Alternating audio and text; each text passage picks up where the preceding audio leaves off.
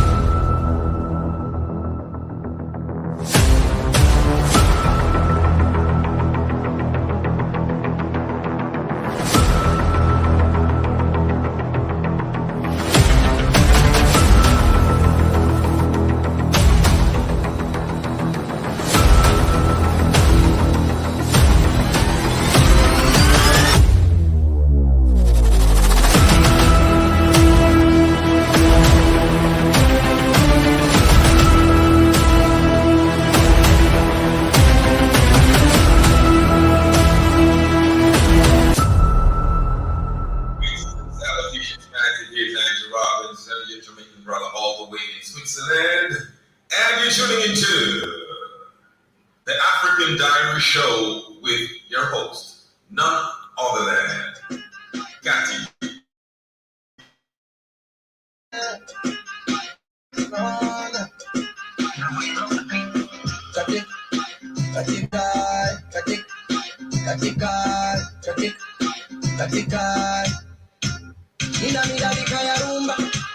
Kibao kata kinyonga mfukoni na mabumba tumundi chini na sunta yani bo kana niko shaga bo yani nasimama de kakitingisha bo baby girl dance for me one time no pedi kunata tena jifunge na ngata zile za kibao kata baby girl dance for me one time no pedi kunata tena jifunge na ngata la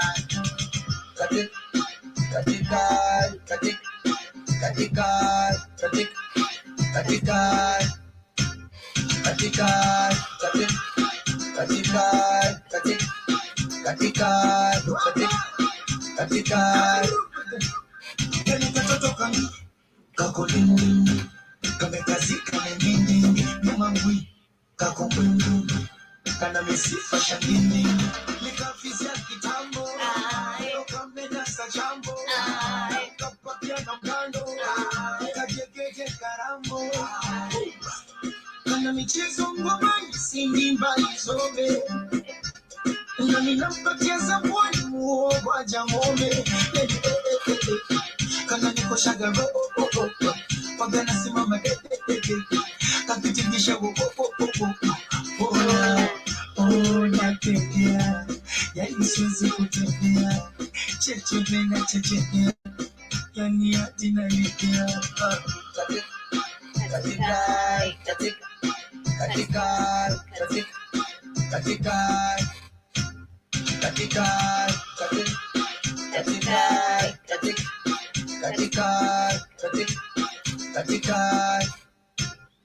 maumivu na ugulia mwiba ukizama na hisi mateso utamu na ng'ang'ania ndizi kwa nyama napata mchecheto na kuna nazi kwa mkongojo na mga mchuzi wa sotojo la rosti rojo vikunjo flani wa bogojo kibakata tetemete kilingeni kuzama uchukame uwezi pata mpaka usimame aichagui mpanda mnene nikalaze kwa beti kitanda nikachezeshe samba nakalibona bodi kinanda tunguli zimenibamba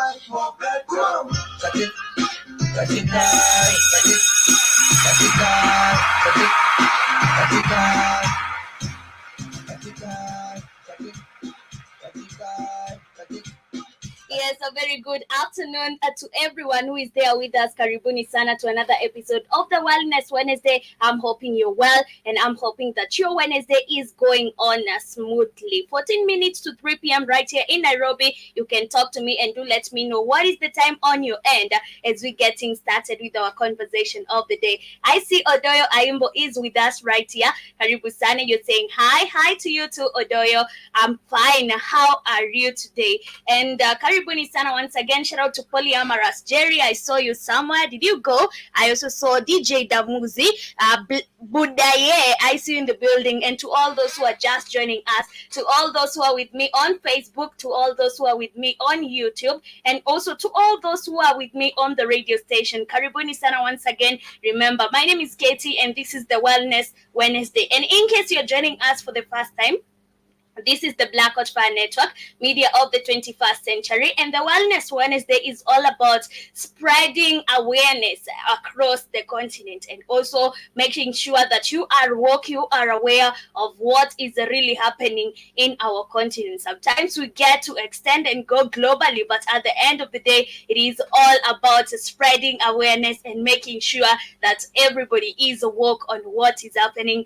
on our continent. But anyway, on today's episode, we shall be talking about different matters that are happening in our beautiful continent, Africa, but they are not beautiful things, of course. And one of the things we shall be focusing or we shall be majoring our talk on is what is happening between Sudan and South Sudan.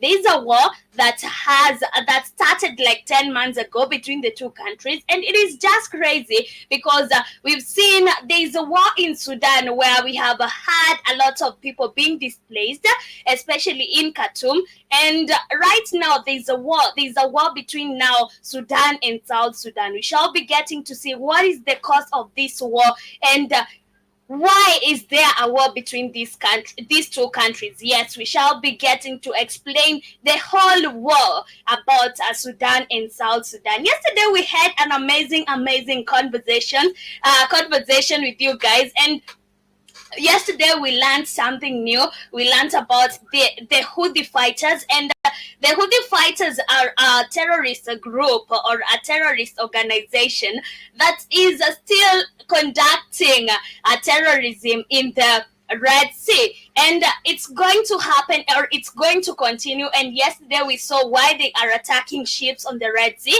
and we talked about this, and we said at the end of the day we're going to have a fuel inflation, and the reason we are going to have fuel inflation is because now we have our ships are being targeted by the Houthi fighters. But anyway, away from that, we shall also be talking about different matters also coming from South Africa. Yesterday I mentioned that I shall be talking about ANC suspending President Jacob Zuma, and this is ex-president, sorry, and I wasn't able to talk about it because I bet we got into the conversation of the Houthis so much, we forgot about talking about this. So on today's episode, I hope I will get time to talk about this because we need to talk about it, and we need to know why the South Africa's ruling ANC suspended ex-president Jacob Zuma. And also away from that, we saw that Italy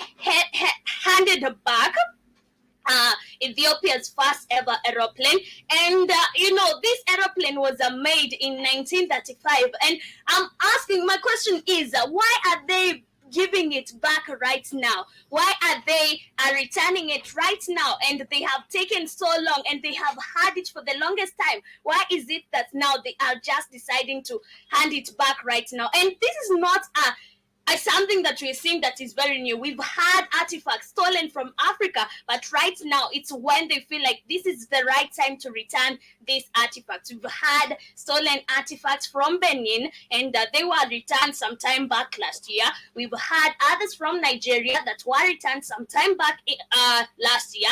And you remember about Prince Alemayahu. Was it Ahu or yeah? It's Prince Alemayahu.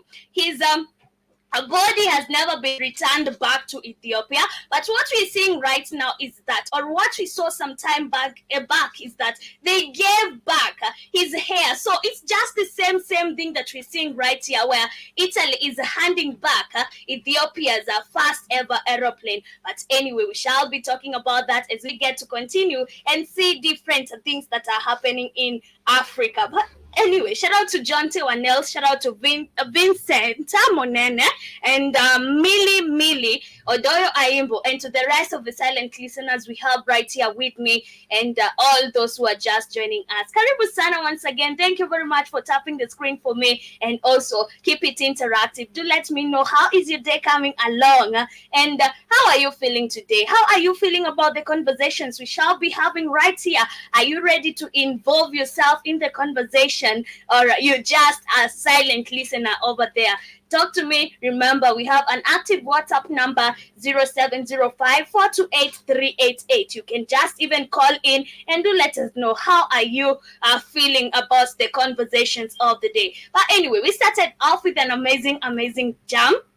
That was Navi Kenzo featuring Diamond Platnumz. The jam was Katika. I hope you did get to jam onto it, but I'm hoping to jam to one more jam, or to go back to one more jam as we come back with our quotes of the day. And in case you have a quote of the day that you'd love to share with me right here, kindly feel free to share your quotes of the day. And remember, it's always good to motivate a brother who is losing hope. It's always good to motivate a sister who is losing hope, or who is feeling low today. So this is this is Diamond Platnumz featuring Waterkiller, and the jam is Pounds and Dollars. I hope you get to jam onto it. Remember to come back with your quote of the day.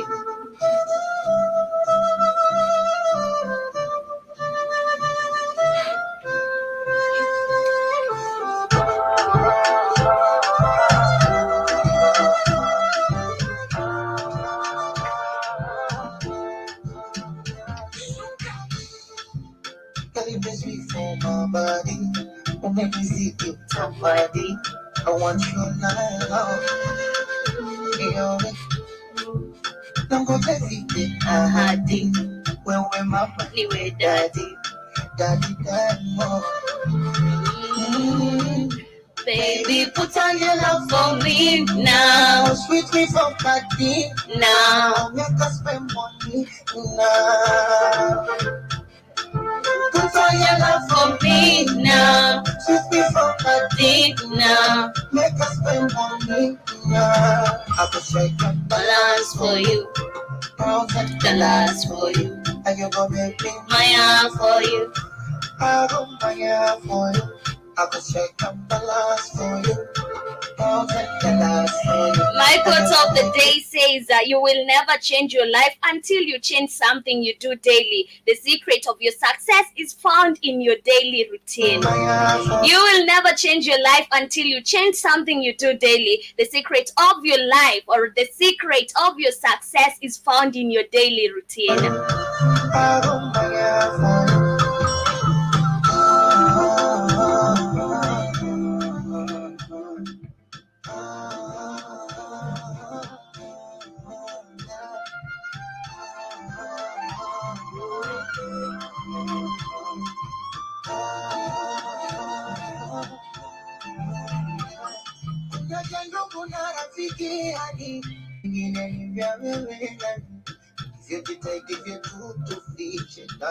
Dun, dun.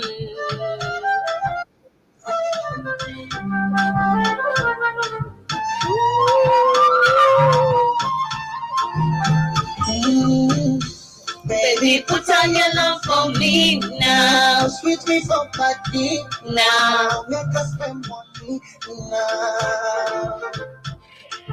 Put on your love for me now. Sweet me for party now. Make us spend money now. I will shake your Balance for you, $1,000 for you, and you're gonna make me my arm for you. Yes, welcome back. Let me just stop singing before Kay Williams comes with a lawsuit. But anyway, karibuni sana once again. And as I promised you, I have a video explaining the whole conflict between Sudan and South Sudan and what is happening between these two countries. And without wasting less of the time we have right here, I want us to hop direct to the video as we get to read some article. We shall combine all that together. Yes, so that we get to talk about all the things I told you we shall be tackling on today's episode. So here's my video, and I want us to listen to it keenly because we shall be watching the video, and at some point we shall be reading an article of what is happening in Sudan. So let's head straight to the video. And remember to keep it interactive. If you have anything to add on what is happening in Sudan or between the two countries, you can feel free to call in, or you can feel free to share your thoughts on the comment section. Shout out to Indian Boy, I see you in the building, Karibu Sana. And Unstoppable Rockstar, I see you as well in the building, Karibu Sana. And thank you very much for tapping the screen for me. So here's my video, and to all those who are with me on TikTok, the audio is audible. So in case you just want to see the video, you can come on YouTube. I'm live on YouTube at Black Hot Fire Network channel, but you can just stick on TikTok because the audio is audible. You'll just have to share your thoughts on what you think about the video. The video is talking about Sudan's conflict, and yeah, it's just an explanation of what is really happening between the two countries. September 19th, 2018, a revolution started to spread throughout Sudan. After decades of living under President Omar Bashir's brutal military regime, civilians pushed back. They wanted a democracy in their country. A few months later, this man and this man helped take down Bashir in a coup, and then promised protesters the future they had demanded. 4 years later, the same two men are now at war with each other, tearing Sudan apart, killing hundreds of civilians. So how did Sudan go from this to this in such a short time? And how did these two powerful men go from partners to enemies? Clashes in Sudan ended by coup attempt by the Rapid Support Forces. Sudan has a long history of coups. Leader after leader has been brought down by military officers. The country's official military, now known as the Sudanese Armed Forces, or SAF, has held tremendous power in the country for nearly a century. And they started using that power soon after Sudan gained independence from Anglo-Egyptian rule. Sudanese flag now replaced the flags of those two nations. The first successful military coup happened in 1958. Abdullah Khalil, a retired military officer and sitting prime minister, overthrew his own civilian government to put Sudan under military rule. About a decade later, Colonel Jafar Namairi carried out another successful coup, bringing down a short-lived democracy. Then, in 1985, Namairi was out. This military officer took him down and later installed a new democratic government. 4 years later, Colonel Omar Bashir took down this government and appointed himself as the new head of state. Yes, I want us to stop there first, and then we go to our article. And nearly 10 months after war erupted in Sudan, reports of alleged crimes continue to emerge. Now, this is going back to our conversation of the day, grounds to believe Sudan's warring sides are committing crimes in Darfur. And this is very true, and this is according to the ICC. This is International Criminal Court. And what is happening is the International Criminal Court prosecutors said on Monday there are grounds to believe both Sudan's armed forces and the paramilitary rivals commit atrocities in the Darfur region. And this is very true. We've seen people dying, and now, okay, just to be precise, this is not the war between Sudan and South Sudan and Sudan, but this is the war between the RSF and the and the Sudan's army. If you get what I mean, there's Sudan's forces and the RSF, the paramilitary RSF. This is the Rapid Support Forces. This is what I'm talking about. And Karim Khan addressed the UN Security Council gathered in New York from Chad's capital. And Madam President, Excellencies, this is what his speech was all about.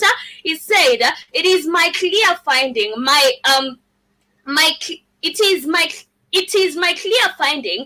clear assessment. There are grounds to believe that presently Rome statute crimes are being committed in Darfur by both the Sudanese armed forces and the Rapid Support Forces and affiliated groups." And I think this is so true.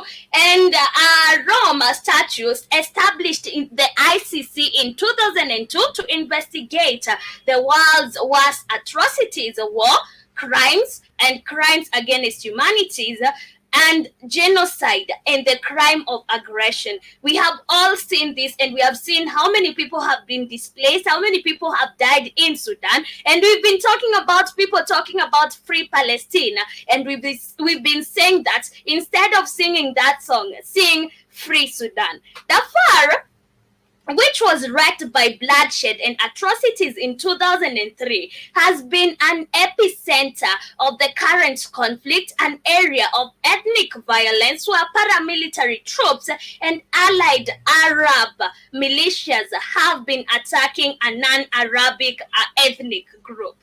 And up to 15,000 people killed in Darfur. Imagine. 15,000 people have been killed within those 10 months. In the city of Al-Geneina, in the West Darfur region, has become a symbol of the terrible suffering the war has created. As reflected in my report, the Council of Alleged Atrocities that have taken place in El-Geneina form of central line of investigations that my office is pursuing at his current moment. And I confirm to the council that we are collecting a very significant body material, information, and evidence that's relevant to those particular crimes. And 10,000 to 15,000 people from non-Arab communities are believed to have been killed in the West Darfur region last year by the paramilitary Rapid Support Forces and allied Arab militia. And it's so crazy that at some point we only thought that the Rapid Support Forces are killing people. But some time back, if you remember very well, I reported where we had the Sudan's army or the Sudan's military used an airstrike to attack an area within Khartoum, and it left so many innocent civilians dead. And I think these are some of the atrocities that we should hold against these people, because at the end of the day, we are seeing innocent lives being lost every day. But the song is, we even have South Africa taking Israel to the court of justice, while we know very well we have a war that is ongoing in Africa that is supposed to be talked about. We are losing people every time in Africa. We are losing our brothers and sisters in Sudan, but nobody is willing to talk about this. Nobody is even taking these people to the court of justice. And it's so sad, because at the end of the day, these people are dying. People are getting displaced. And where they are running to, this is now Sudan. This is now South Sudan. Nobody wants them. Nobody wants them. If they go to Egypt, nobody wants them. Nobody wants these people. So at the end of the day, they end up dying in very, very bad ways. Imagine, you die because of hunger, you die because of lack of water, you starve to death. Imagine, on your way to fleeing from a country that is under war. It's so sad, very, very sad. But before we continue, I see a comment right here of which I don't understand. Indian boy is saying, "Hey, my girl, let's gather and say goodbye to these 62 days, a month, January simchezo. Okay, I understand you. This guy is making fun of January. So many people are saying that January was here to stay, but anyway, January is now gone. Welcome February, and we're hoping February will be good. But anyway, what I'm talking about is the war between the RSF and the Sudan's army. But what we want to believe right here, both of the two parties are killing, or both parties are killing people. It's not only the RSF. And we've seen this in so many countries where we have armies killing people, innocent people. And then they want to claim that these people died because of the violence that is in the country. And we've seen this also in Nigeria. Some time back, I reported about people in Nigeria being attacked by the government, or by the soldiers or the national army. And they were attacked using an airstrike where we had so many worshippers dying in the name of we were trying to attack the terrorists. And this is so bad, because at the end of the day, you're not able to differentiate who are the good people and who are the bad people. Because right now, we can even talk about the depot. You know, we don't know who is a good, who is bad. All of them are killing people. We don't even differentiate who is here to protect us, who is here to fight us. We don't differentiate.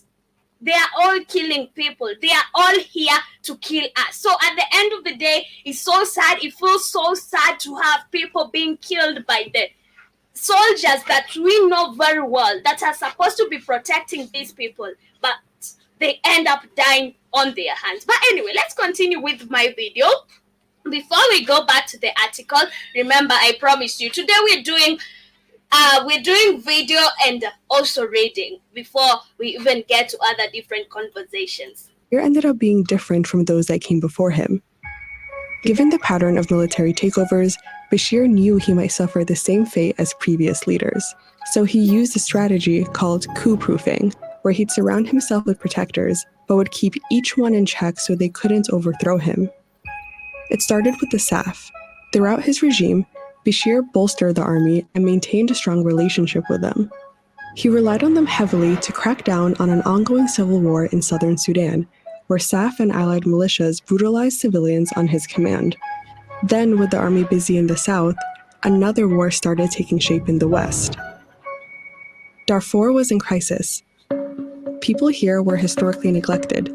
Lack of medical supplies and necessary goods, and little representation in Sudan's government left them feeling agitated for years. So, in 2003, while large portions of the army were tied up in the south, rebel groups attacked troops in this city in Darfur.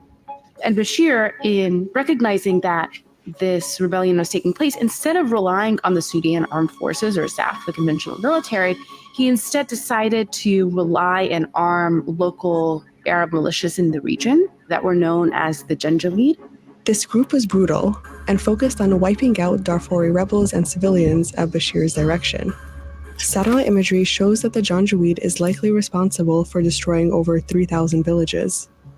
SAF troops in Darfur were responsible for destruction there as well.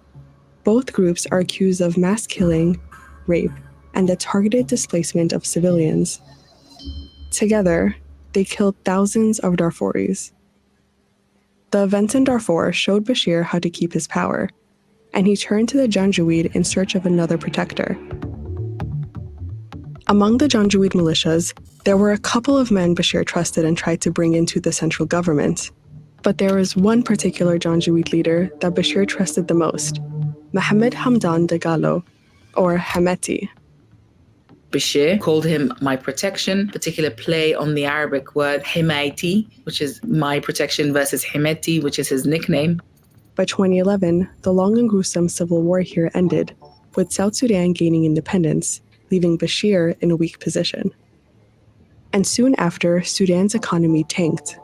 Many of the oil resources that sustained the country were based in the south, which was no longer under Bashir's control. To strengthen his power, Bashir gave Hemeti and the Janjaweed official status as a paramilitary force called the Rapid Support Forces, or RSF, in 2013.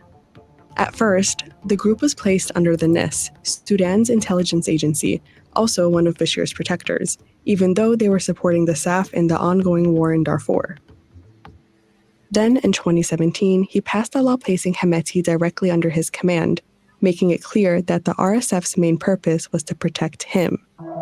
To maintain the RSF's loyalty, Bashir gave Hemeti financial autonomy and allowed him to take control of some of Darfur's gold mines, smuggle weapons and minerals into places like Chad and Libya, and send troops into war-torn regions in exchange for money. At the same time, Bashir continued to let the SAF have a hand in major industries like weapon production and telecommunications. While Bashir was busy making these two forces richer, civilians continued to struggle. Protests broke out in 2018 amid a really bad economic crisis. That's when Bashir faced his biggest challenge, putting his protection scheme to the test. The ultimate trigger was the government's budget, which allocated about 60 to 70% to the security sector, which included Bashir's protectors, while Sudanese people struggled for basic needs. This led to the biggest revolution in Sudan's history. Yes, I hope up to that point we are together, and this is when I want us to go back to the article. Shout out to Brand Trevor, shout out to Agadoni, shout out to Mike23, and to all those who are with me right over there. So, in 2005, the Security Council referred the situation in Darfur to the ICC. The prosecutor Khan has said the court still has a mandate under the resolution to investigate crimes in the vast region. And Khan highlighted the failure of the international community to execute the warrants that have been issued by independent judges of the ICC has invigorated climate of impunity and outbreak of violence commenced in April and continues today. So this is what this man had to say. I visited and met 70 Darfuris in London 2 weeks ago, and they are also very active in this space.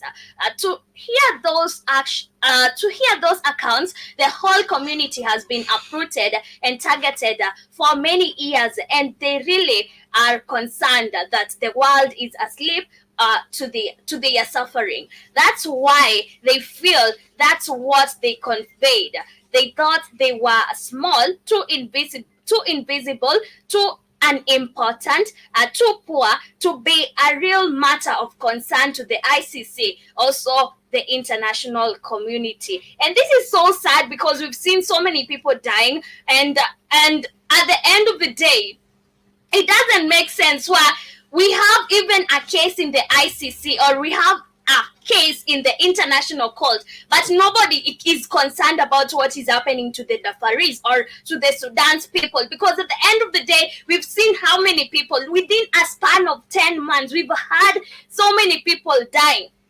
We've had a lot of war, a lot of attacks targeted on civilians who are so harmless. These people are so harmless, but they are targeted by, now we have the Sudan's army, and also we have the paramilitary forces. We have the RSF targeting all these civilians, and it's so bad because nobody is coming to rescue them, because the people that are waiting to come and rescue them, they might also be the killers, because at the end of the day, we've seen we have claims saying that we also have the what do we call them, this army, the military, attacking the civilians. And we know very well these people are in charge of security. They are supposed to keep security within an area or in the country, but they have failed. Instead of that, they are also accused of rape. Yes, they are accused of murder. They are being accused of so many nasty things, but at the end of the day, nobody is going even to serve the civilians justice, because most of them are dead. Most of them are not even able to find justice for themselves. And also, how are you going to fight a militant? How are you going to fight a militant who has power over you? who is protected by even the president. You know, it's so sad. It feels so bad seeing these people suffering like this. But at the end of the day, what do we do as Africans? What do we do as Africans? Because I've seen so many Africans don't even talk about what is happening in Africa. So many Africans are just concerned with what is happening outside Africans. And this is why you'll find so many Africans even posting on their IG stories, posting on their on their WhatsApp saying free Palestine. But at the end of the day, do they look at what is happening to African people? There has been war for the longest time in Tigray. I'm talking about Ethiopia. There has been war in Amhara region. Nobody talks about that. We're all concerned about what is happening in other places, in other continents, and they are not even concerned about us. Look at a country like South Africa. South Africa is more concerned about what is happening in Israel rather than what is happening in Africa. You cannot even talk about South Africa being in Africa because at the end of the day, these people, they are showing you, we can even take you to court for committing crimes against humanity, but we cannot handle what is happening in Africa. It is so sad. It is so bad, and it feels so bad. But I see General Mosquito is saying, greetings, Katie. Greetings to you too. How are you doing? Man, I'm not afraid of those ones. I'm afraid of the real ones. General Mosquito, stop joking with me. But karibu sana, and thank you very much for joining me. So we shall continue with this video. And in case you just joined us, we are talking about the war that has been ongoing in Sudan. And our conversation of the day was about Sudan's warring sides are committing crimes. And this is crimes against humanity. And crimes against humanity are like, if you don't know what I mean by crimes against humanity, of course, I'm talking to TikTok people. If you don't know what are crimes against humanity, these people are killing people. These people are raping women. Yes, they are doing all the bad things to the civilians in Sudan. But at the end of the day, what has been done to help the situation? But anyway, let's continue with my video as we getting closer to even different conversations. Spontaneous protests broke out in different parts of the country, and then they shifted to Khartoum, in the capital city. Bashir refused to leave office. The RSF SAF and other security sectors backed him and cracked down on the protesters who ultimately wanted democracy. But protesters didn't back down for months, and it became clear to the RSF and SAF that Bashir's leadership wouldn't be as useful to them anymore. So on April 11th, 2019, they made a move that surprised civilians and Bashir. SAF commanders colluded with the RSF's Hemeti and removed Bashir from power. Protesters celebrated Bashir's removal, but they didn't trust the men who made it happen. A day after the coup, Abdel Fattah Burhan, a former regional commander in Darfur, took charge of the SAF. Together, the two men gained control of Sudan. People saw them as complicit in the violence in Darfur all those years ago, where they worked together, one as a member of the Sudan Armed Forces, one as a militia leader on the same side against large proportions of the population of Darfur. And soon, the two men turned on protesters. When pro-democracy protests kept intensifying in Khartoum, Hemeti and his forces started cracking down. On June 3rd, 2019, the RSF killed over 100 people at a sit-in protest, and other massacres continued throughout the country. After this, these countries were forced to step in to help put Sudan on a democratic path.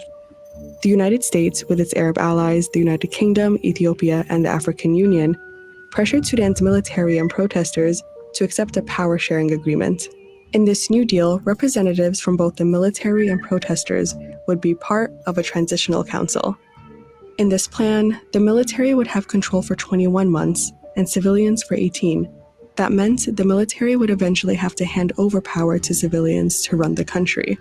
The problem was, despite warnings from protesters, these two military men were put in charge of the council, with Burhan as chair and Hemeti as vice chair. At first, the council acted in line with the agreement and installed a new prime minister, Abdullah Hamdok. But after multiple military interventions by these leaders, like a staged coup in October 2021, Hamdok resigned in January 2022. That made Burhan the de facto leader of Sudan, and Hemeti as his number 2 again. But Hemeti was never quite comfortable with playing second fiddle, especially because he had amassed this fortune and had positioned himself to play the role of statesman almost better than Burhan himself. As Burhan developed personal alliances with leaders in the Middle East, Europe, and Asia over the years, Hemeti did the same, using his riches from the gold mines to build relationships with powerful individuals in those countries as well. After another year of protests, the US, UAE, Saudi Arabia, and the UK pressured Burhan, Hemeti, and protesters to sign another deal. On December 5th, 2022, Burhan, Hemeti, and political parties signed it, promising a new civilian-led transitional government by April 2023. But these two men disagreed on a key part of the deal. The RSF would need to become part of Burhan's army, which would limit Hemeti's power. Burhan wanted that to happen in 2 years, but Hemeti proposed 10. That disagreement caused a big rift between Burhan and Hemeti, which led to the current conflict between the two men.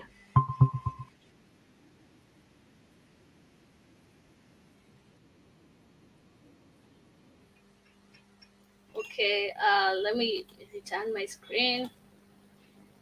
A minute.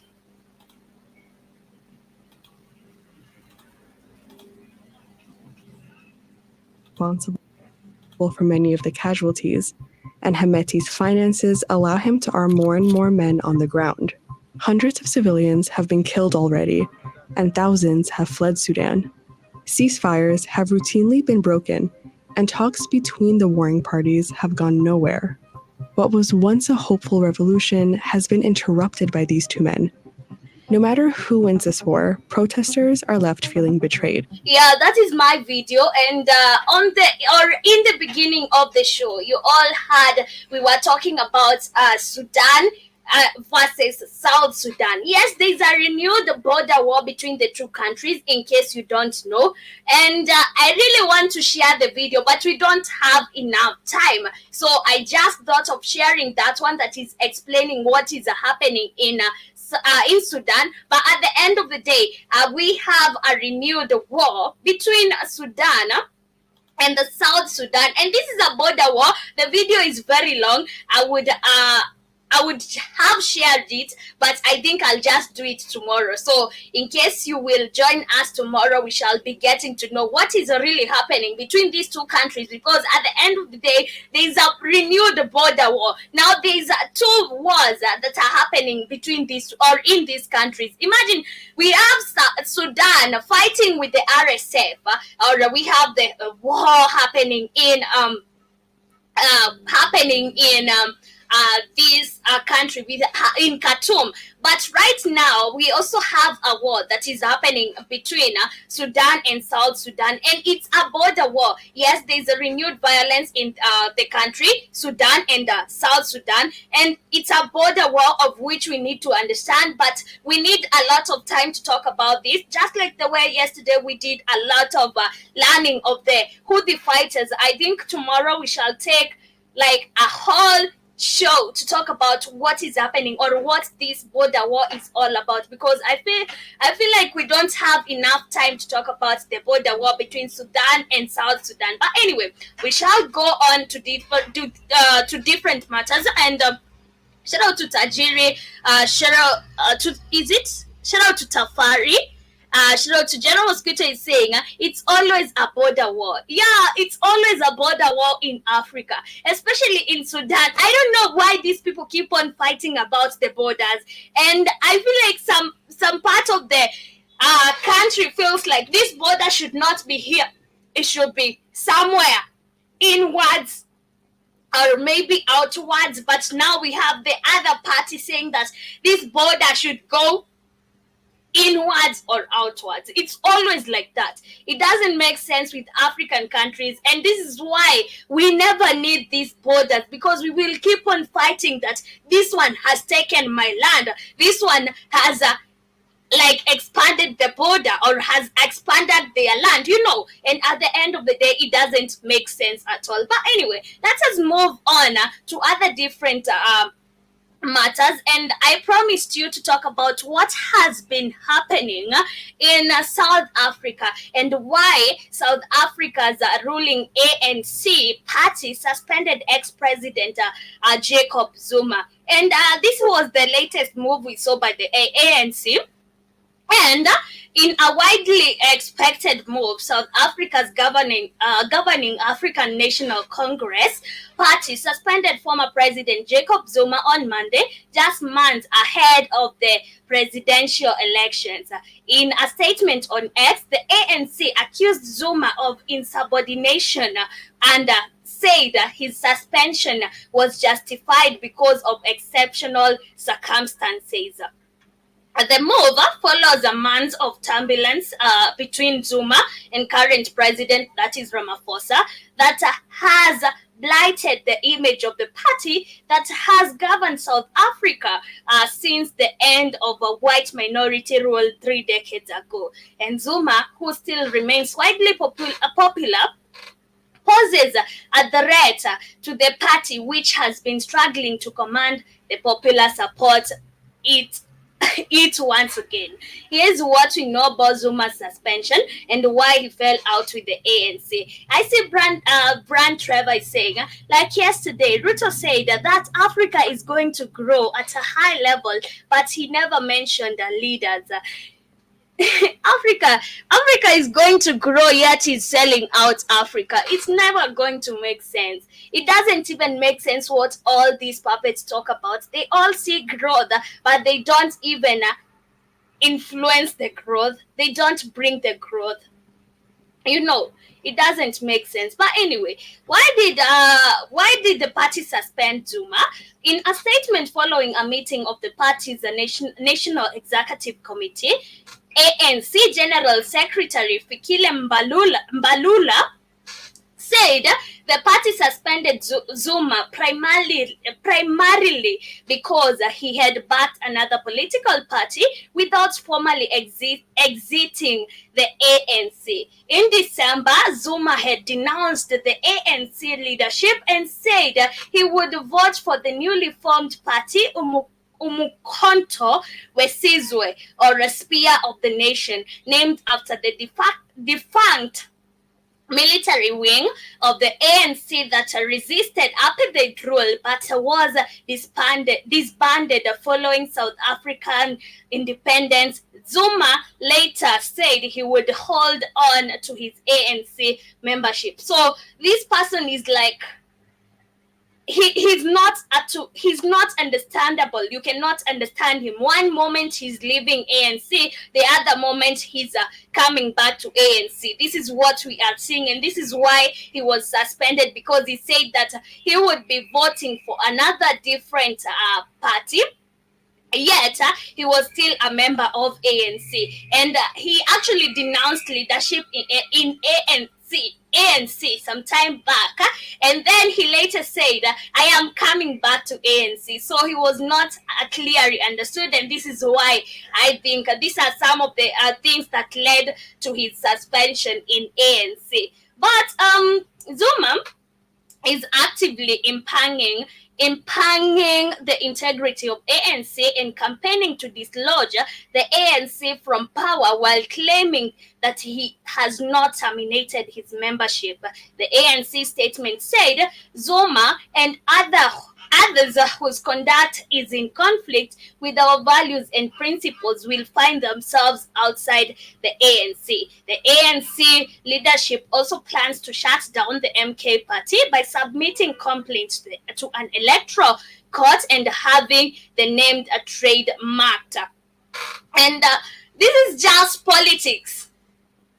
It is just politics. politics. So what happens in Kenya? What happens in Tanzania? You know, some time back we saw that in Tanzania we had political campaigns cancelled, especially for the opposition party. And it's just what really happens, because at the end of the day, if you look at now what is happening in this party, it's just like the way we had Uhuru Kenyatta being told you're not supposed to be in this party. Remember, he was the person who formed Jubilee Alliance, and then after that he was told, you know, this party, you're not going to be the leader of this party.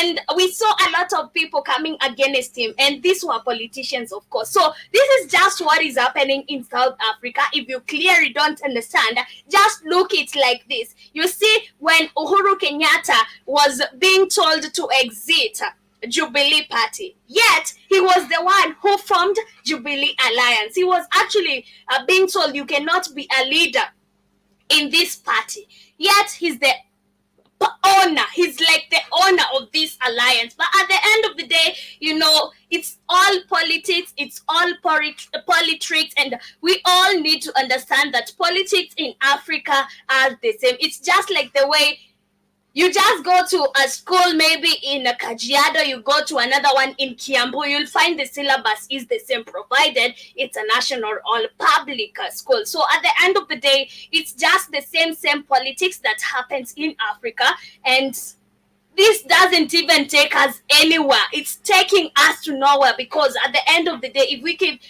keep on fighting like this, who will lead the country?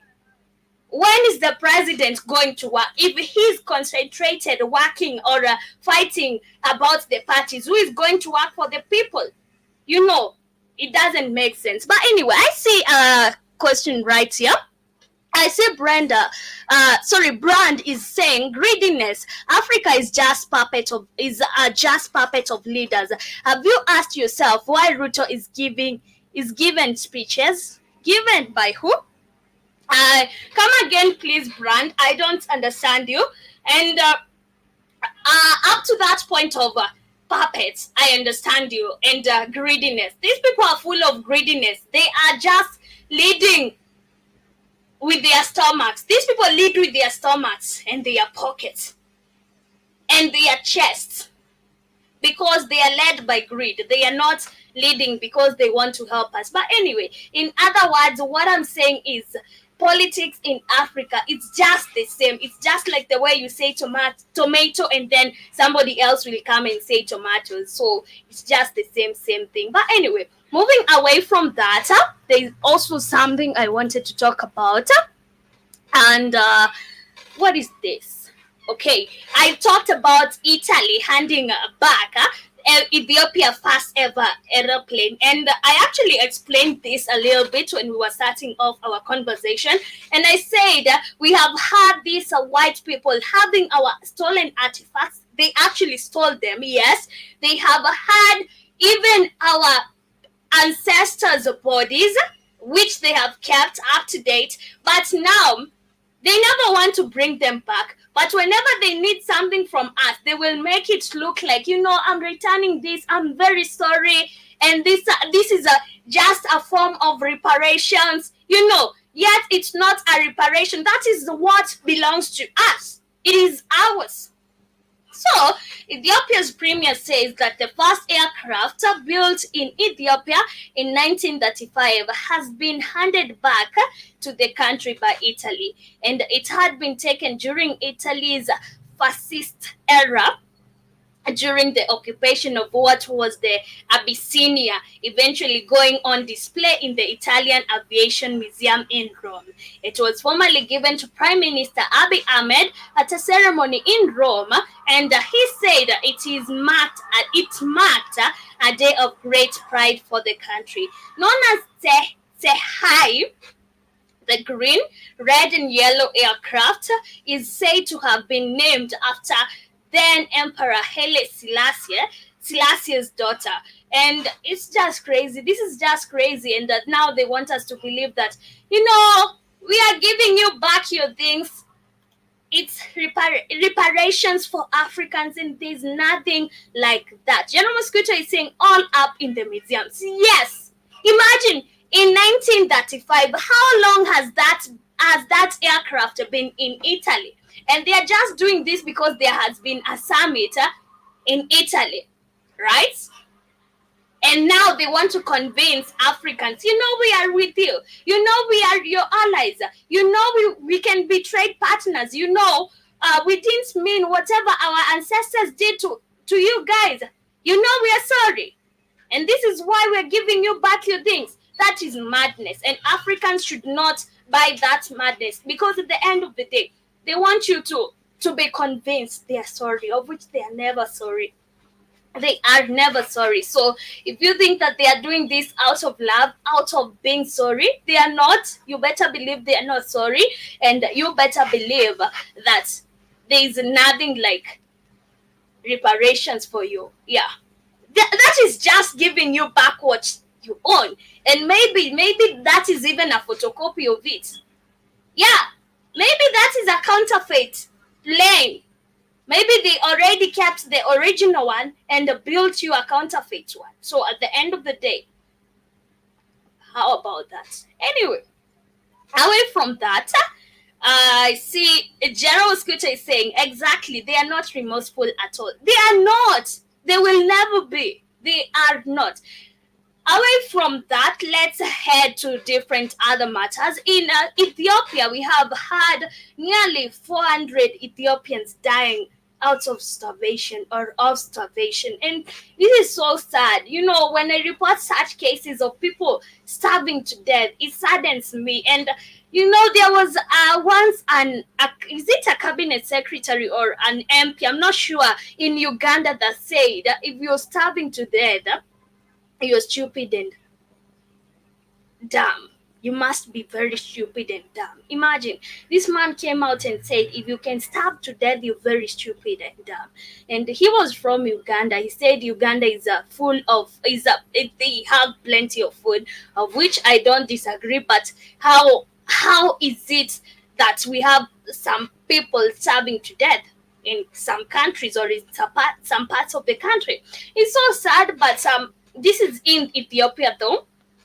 We've had 400 Ethiopians dying out of starvation. And I keep on wondering what is happening to Africa. Africa, while we have a lot of land lying dormant. And when you think about these lands, they are very fertile, arable lands, but we have people dying in Africa. And we even have, if you go to search security on Google, security in Africa, they will bring food insecurity in Africa, because Africa, there is a food insecurity. We are not food secure. And this is so bad. It is so bad. But nearly 400 people have died of starvation in Ethiopia's Tigray and Amhara regions in recent months, the National Ombudsman said on Tuesday. A rare admission of hunger-related deaths by a federal body. The local officials have previously reported starvation deaths in their districts, but Ethiopia's federal government has insisted these reports are completely wrong. Ethiopia's ombudsman offices sent experts to the region, which are gripped by drought and still reeling from devastating civil war that officially ended 14 months ago. They concluded that 341 people have died of hunger in Tigray in past 6 months, with 44 more deaths in Amhara. Only a small fraction of needy people in Tigray are receiving food aid, according to an aid memo seen by the Associated Press more than 1 month after aid agencies resumed deliveries of grain following a lengthy pause of death. It is so sad and so bad to be seeing people dying of hunger. Imagine, people are starving to death, yet we have some countries. Man, this is so sad. And you would find there's funds set aside for such calamities while there's drought and famine. And I keep on wondering, even this is not the first time we are reporting about drought and hunger. and or drought and famine. Come next year, we'll still talk about it. Come in the next few months, we'll still talk about it. Now, what is needed to be done to end this problem? Because it has been a recurrent problem, especially in Ethiopia and Somalia. This has been a recurrent problem. Do you mean that these politicians don't even see this? They are not even perplexed with the people dying because of hunger. Of course they are not. As long as they are eating, they are not perplexed with the seeing people dying of hunger. But this saddens me all the time. You're seeing people dying, and by the time they are getting to die, these people, you can even just touch their skin like this, and it just falls off. It's so sad. Very, very sad and humiliating to see images of people dying because of malnutrition. But anyway, we are coming to the end of our show for today. Asanteni sana for being with us on today's episode.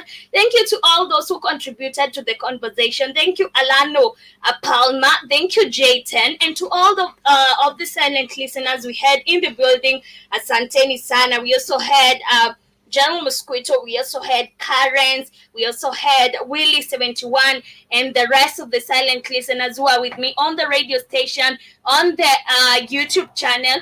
Asanteni sana as well. I'm leaving you with this jam. This is the jam we were jamming to. This was Pounds and Dollars. I hope you get to enjoy it, and remember to join us later on to Bongo.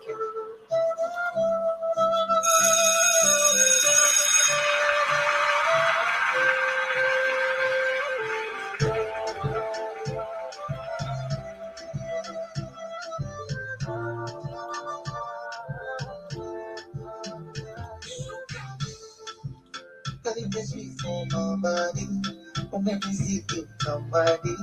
I want you now. Don't go crazy, daddy. Well, when my money with daddy, Good afternoon to you too, kid. Man, you came in late. I'm done. Baby, put on your love for me now. Sweet me for my deep now.